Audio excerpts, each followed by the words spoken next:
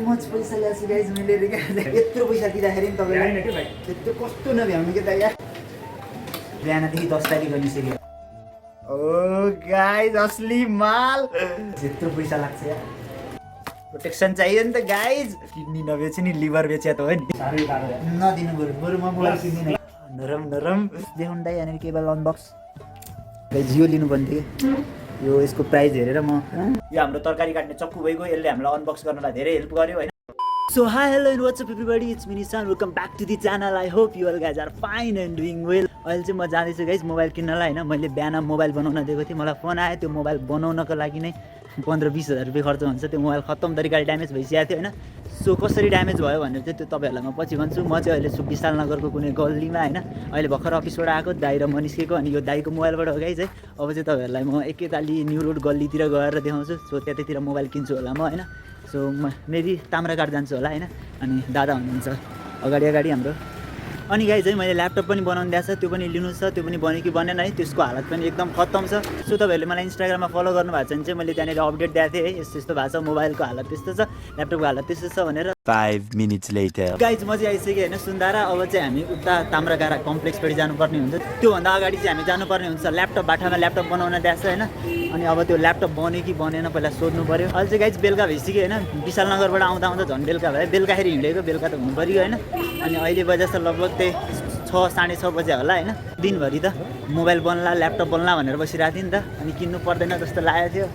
तर खत्तमै भइसकेको छ त्यो बनाउँदा झन् धेरै पैसा खर्च हुन्छ त्यही भएर बरु किनेकै ठिक हुन्छ मोबाइल नभएर यार ओहो दाइको मोबाइलबाट भ्लग गरिरहेको छु यार म त ल दाइ त्यो अलिक इम्पोर्टेन्ट छ ल्यापटप मलाई थाहा नि तपाईँलाई सो गाइज ल्यापटप बनाएको छैन अनि त्यसपछि चिप फेर्नुपर्छ फेरि के भन्न थाल्नु भयो होइन अनि सो ठिक छ त्यसलाई अहिले साइडमा लगाउँ ल्यापटपको कुरा अनि त्यसपछि अब चाहिँ पहिला सुरुमा मोबाइल लिनुपर्ने हुन्छ है कहाँ गएर लिने थाहा छैन म यसै यत्तिकै ऱ्यान्डम कुनै न कुनै पसलमा गएर सोध्छु पहिला मैले सोचेको छु A33 5G लिउँ भनेर होइन त्यो अलिकति बेस्ट लाग्यो मैले त्यत्तिकै अघि युट्युबमा यत्तिकै हेरिरहेको थिएँ कि रिभ्यूहरू सो त्यसको अलिकति बेस्ट लाग्यो अनि त्यही रेन्जमा हो कि मेरो पहिला भएको फोनकै रेन्जमा छ त्यो पनि अनि त्यसपछि अब हेरौँ न त्यसको के छ क्यामेरा पनि राम्रै होला होइन राम्रै लाग्यो जे होस् भनौँ न ठिकै लाग्यो अनि अब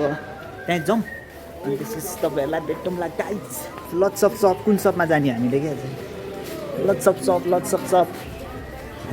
सब आइफोन मात्र देखायो कि होइन हामी किन्ने सामसुङ कहाँ आइपुग्यो हामी कुन लिने दाइ हामी यो लिने कस्तो दामी A33 5G गाइज अहिले टु गर्छ है ए गरेन त यार यो चाहिँ होइन हामीले लिने चाहिँ अर्कै कलर हो तर मोबाइल चाहिँ गाइज हाम्रो चाहिँ फिक्स भइसक्यो हामीले लिन थाल्यौँ ग्यालेक्सी A33 5G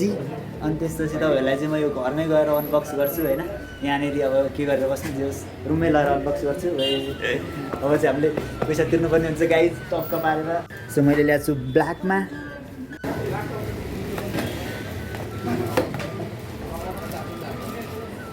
गिफ्टमा ऱ्याप गर्ने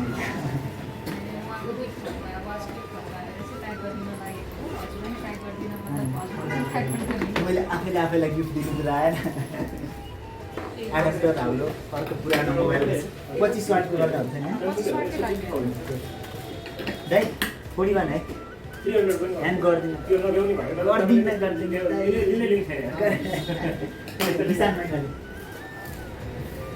गाइज टु मच पैसा ल्याएको छु गाइज मैले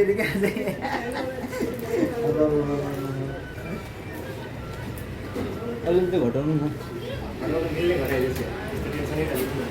दाइले फेरि एकदम कन्जुस मान्छेहरू चिन्दैन फेरि यहाँ भ्लग बनाएर मैले सिधै M62 यहाँबाट ल्याएको भनेर यहाँ मैले बिल सेभ गरेर राखेर एकदम कस्टिङै रेट हो कि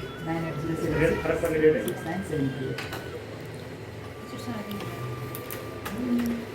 यत्रो पैसा लाग्छ यार युट्युबको पैसा होइन नि गाइस तिमीहरू युट्युबको सम्झेला यत्रो पैसा आउने भए त म यहाँ करोडपति भइसक्थ्यो रे थम्बनेलमा राख्ने 41 है दाइ त्योभन्दा छैन मसँग पैसा त्यति नगरिदिनु कि दाइ होइन यत्रो पैसा दिँदाखेरि नि तपाईँलाई यत्रो कस्तो नभ्याउनु कि दाइ यार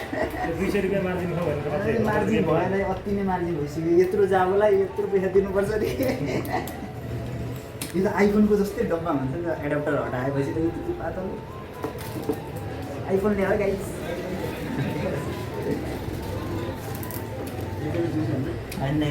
प्लिज हेलो फेरि गर्ने हजुर ए ल ल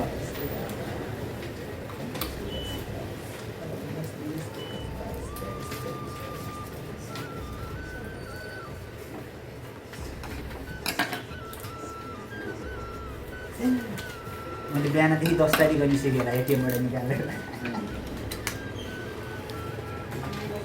किड्नी है एउटा आइफोनदेखि यहाँनिर त्यही गर्छु गाइस मेरो साइन हेर्ने हो कि तपाईँहरू भनेर हेलो मम्मी जाऊ बाहिर गरिदिँदै लिएर छ छैन अर्को बरु नदिनु त साह्रै टाढो भयो नदिनु बरु म मोबाइल किन्दिनँ ग्लास हाल्न यहीँ आउनु आउँछु भोलि म घरमा लिइजानु है चिन्नु त हुन्छ नि मलाई भोलि 1 बजेको छ ल 1 बजेपछि इयरफोन चाहियो भने अर्को त्यही गाइज यो लिनुपर्ने थियो क्या यो यसको प्राइस हेरेर म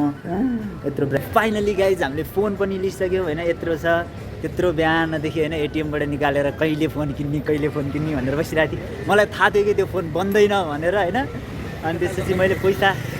सब पैसा जति पनि जम्मा गरेर राखेको छ खोताल गरेर सब निकालेर फोन किन्ने मेरो सुरु भइसकेको थियो गाइज है सो फाइनली मैले फोन किनिसकेँ अब चाहिँ मैले गर्नुपर्ने हुन्छ अनबक्स त्यो चाहिँ म तपाईँहरूलाई रुममा गएर देखाउँछु गाइज है सो एकैताली तपाईँहरूलाई म रुममा गएर भेट्छु 5 minutes later. सो गाइज अब चाहिँ हामी रुममा आइसक्यो होइन अनि त्यसपछि हामीले चाहिँ अनबक्स गर्नुपर्ने हुन्छ है गाइज अनि टक्क पारेर अनबक्सको लागि पहिला सुरुमा हामीले लियो चक्कु है यो तरकारी काट्ने चक्कु हो त्यसपछि हाम्रो छ मोबाइल त्यसपछि के छ हाम्रो यो केस भइगयो गाइज है अनि त्यसपछि यो त पैसा हो गाइज यार त्यतिका हाम्रो क्यामेराम्यान अर्जुन गौतमको साथमा अनबक्सिङ के निकाल्ने त दाइ यो यो त यस्तो रहेछ नि त गाइज होइन ट्रान्सप्यारेन्ट बाहिरको कपडा च्यात्नु पर्ने हुन्छ पहिला हामीले सट्ट पारेर ओहो do not accept if seal is broken भनेको छ त्यसपछि यसलाई काटौँ ओहो अब निस्किन्छ असली माल गाइज खोइ आयो नि त्यहाँ अझै रहेछ नि त अनबक्स विथ निशान कताबाट खुसी छ ओ गाइज असली माल कस्तो नरम है अब गाइज यो एकदम सेटिस्फाइङ हुन्छ यो चाहिँ माल हो नि त माल भएर हो क्या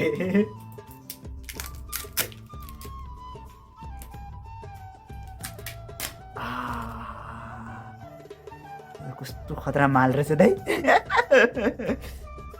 नरम सो गाइज यो यार मोबाइल यसको त सेन्सर पनि ठुलो छ यार यो त बब्बाले आउँछ के हो क्यामेरा त त्यो त S22 को जस्तै फिल आइरहेछ यार मलाई अब त्यसपछि हामीले के छ अरू यो के हो